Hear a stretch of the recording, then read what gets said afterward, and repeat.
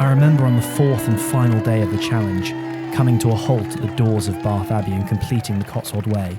It was 107 miles, and it was this amazing moment. But as well as this sense of elation, just sort of a real feeling of relief that we'd made it. And it's actually kind of the period after that that's almost more difficult than the challenge itself. Like, where do you go from running over 100 miles? Even just going for a gentle run in the woods seems to somehow pale in comparison, and you can't help but compare it to what just happened. I kind of forgot a little bit why it was that I love running so much, what it is that running gives me. It can take a bit of time to collect your thoughts and think about why it is that you ran in the first place. For me, it's just that utter joy it brings, and when you're really running well, how natural it feels. I remember my father telling me when he was in real peak form, when he really applied and dedicated himself, that he used to just run down the street rather than walk because it felt better than even walking.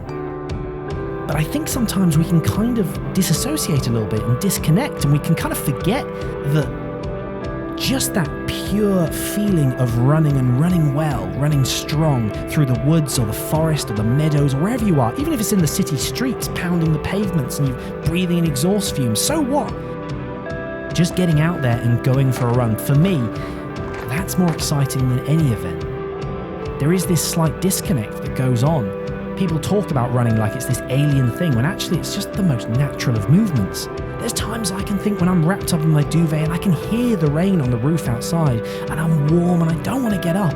I think it's important in those moments, think about the reason why you fell in love with it. There is nothing like the feeling of feeling fit, having applied yourself to running and charging through the forest. So whether it's 100 miles or 1 mile, I'll always be grateful to running. Never lose sight of why, and jog on.